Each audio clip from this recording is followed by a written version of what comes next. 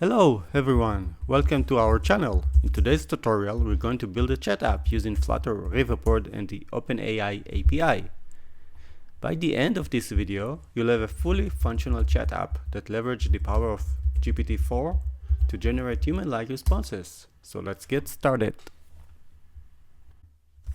Before we dive into the code, make sure you have Flutter and Dart SDK installed on your machine. If you haven't already, follow the Flutter documentation to set up your development environment.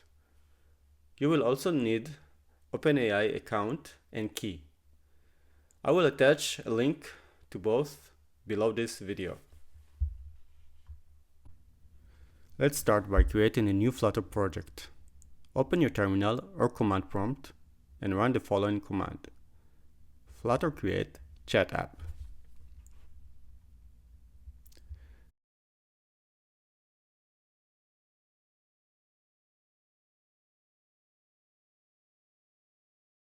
Now we'll add the required dependency to our pubspec.yaml file. Open the file and add these lines. Don't forget to run flutter pub-get to install the dependencies.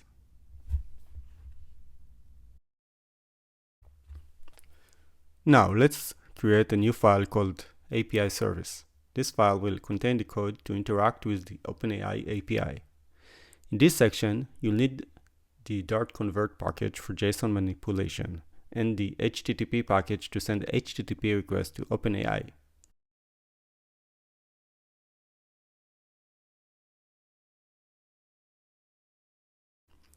First, create the API service class.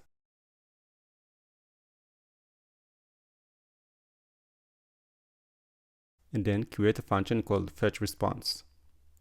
Next, define the OpenAI URL, which you can find in the OpenAI documentation. Now let's set up the HTTP headers.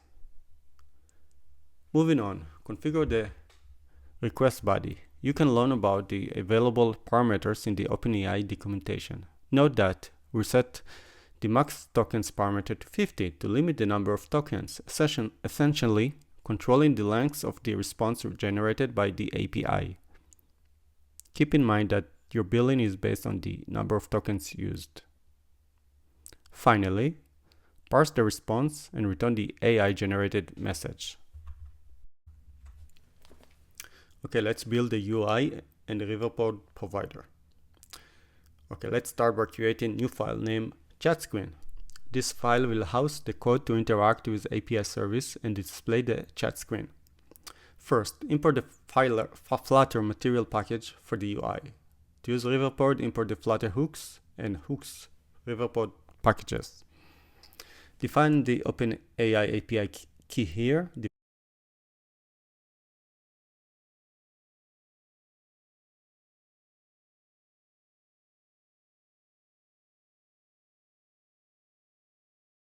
Define the Riverpod provider for the API service. Now create the chat screen widget. Now let's create the build function for the widget. Our chat app utilized a text field to enable user to input messages. To effectively manage text input and perform action based on it, we'll use text editing controller. This gives us control over the text field's displayed text and allows for easily manipulation. Now create a scroll controller. This is a vital component of managing scrolling behavior in list view widget in Flutter. In our chat app, we display messages using list view builder. As new messages are added, we want the view to automatically scroll to the latest messages, ensuring the conversation remain up to date and visible. The scroll controller enables this functionality. By assigning it to List View Builder, we gain control over the chat screen's scrolling behavior. When a new message is sent or received, we can use the scroll controller animate2 method to smoothly scroll to the most recent message. This ensures user can effortlessly follow the conversation as new messages appear. Next, add the useState hook to manage the message's state. The useState hook, part of the Flutter Hooks package, allows us to manage state more concisely and functionally compared to traditional Flutter state management technique. In our chat app, we need a way to store and update the message list as users send and receive messages. We can achieve this by using the useState hook to create a state variable for messages.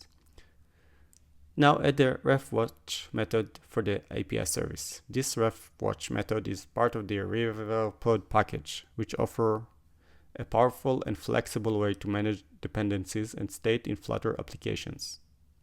In our chat app, we need to access the API service class, which handles interaction with OpenAI API. By using the refWatch method, we can obtain an instance of API service. This method also ensures our widget rebuilds when the API service instance changes, keeping the API update with the latest state. In this example, we use provider to demonstrate its usage. Although it's not strictly necessary, we could have just used fetch for the API without any provider. Now let's write the send message function that sends messages to OpenAPI and retrieves AI generated messages. Finally, return a scaffold. Set the app bar title and the body of the scaffold. Add a container with a beautiful background image as decoration. Then create a column containing a list view displaying all messages, a text field for users to enter their messages. Now it's time to update the main.dart file. Replace the existing code with the following, which sets the chat screen as the home screen for the app.